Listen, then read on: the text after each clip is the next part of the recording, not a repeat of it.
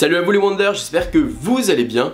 Aujourd'hui on se retrouve pour une nouvelle vidéo pour étudier ce qui s'est passé à la D23 au niveau de Disneyland Paris. Pour ceux qui ne savent pas ce que c'est la D23, c'est une grande convention bisannuelle qui a lieu depuis 2009 si je ne dis pas de bêtises. Et en gros ça réunit les filiales de Disney, donc Marvel, Lucasfilm, nous avons également au niveau des parcs Disney, donc la Walt Disney Company, Disneyland Paris. Et ça va permettre à ces filiales de nous proposer leurs prochains projets, donc au niveau des films, des parcs, des jeux vidéo. Donc D23, D comme Disney et 23 puisque la Walt Disney Company a été conçue par Walt Disney en 1923. Donc voilà pourquoi la D23. Sans plus attendre, c'est parti.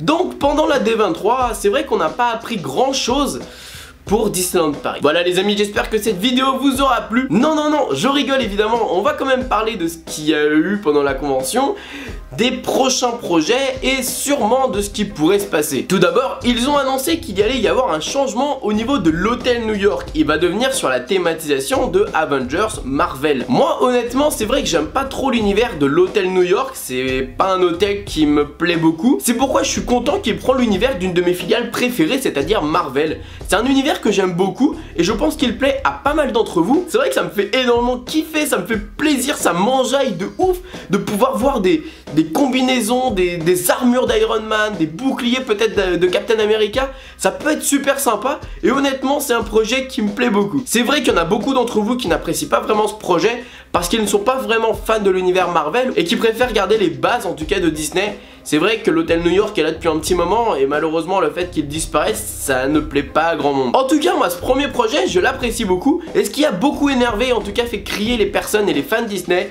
c'est que malheureusement c'est le seul projet qui est annoncé durant la D23 au niveau de Disneyland Paris. Mais indirectement on a une autre information, on ne sera plus les seuls à avoir l'exclusivité sur l'attraction Ratatouille, qui est une attraction honnêtement vraiment iconique de Disney Studios en France.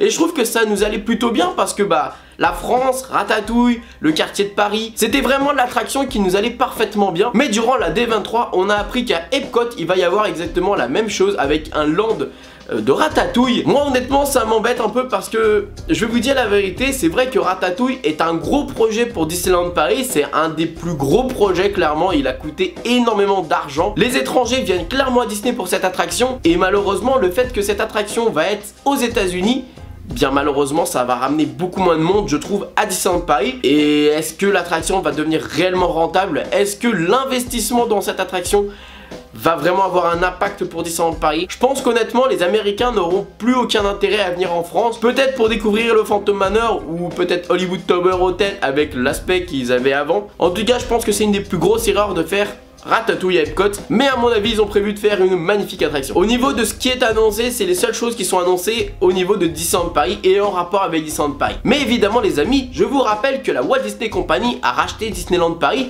depuis à peu près un mois et forcément ils n'ont pas encore eu le temps d'élaborer ou en tout cas de réfléchir à des projets. Peut-être qu'ils vont annoncer des prochains événements. Je vous rappelle que Pirates des Caraïbes est revenu en force et c'est vraiment une des meilleures attractions de Disneyland Paris. Phantom Manor va également partir en réhabilitation et si on a des changements similaires à celle de Pirates des Caraïbes, je pense que Phantom Manor va devenir vraiment une attraction magnifique. Enfin déjà qu'elle est magnifique, mais elle va être encore mieux. Et je vous rappelle également que c'est les 25 ans de Disneyland Paris et forcément il y a eu pas mal d'événements, il y a eu pas mal de changements, il y a eu pas mal de spectacles, il y a eu des choses intéressantes et des choses qui ont coûté cher. Donc forcément c'est normal qu'il n'y ait pas de grosses choses annoncées pour Disneyland Paris, même si je vous avoue que j'attends avec impatience des informations et j'espère qu'il y en aura dans les jours à venir. Voilà les amis, n'hésitez pas à me dire en commentaire ce que vous aimeriez voir ou qu'est-ce que vous aimeriez comme changement à Disneyland Paris. Moi personnellement c'est vrai que j'aimerais une vraie thématisation au niveau de Discoveryland qui se perd un peu malheureusement. Je vous invite à exploser les pouces bleus, je vous fais plein de bisous et comme d'habitude n'oubliez pas que tout le monde a le droit de rêver, alors pourquoi pas vous.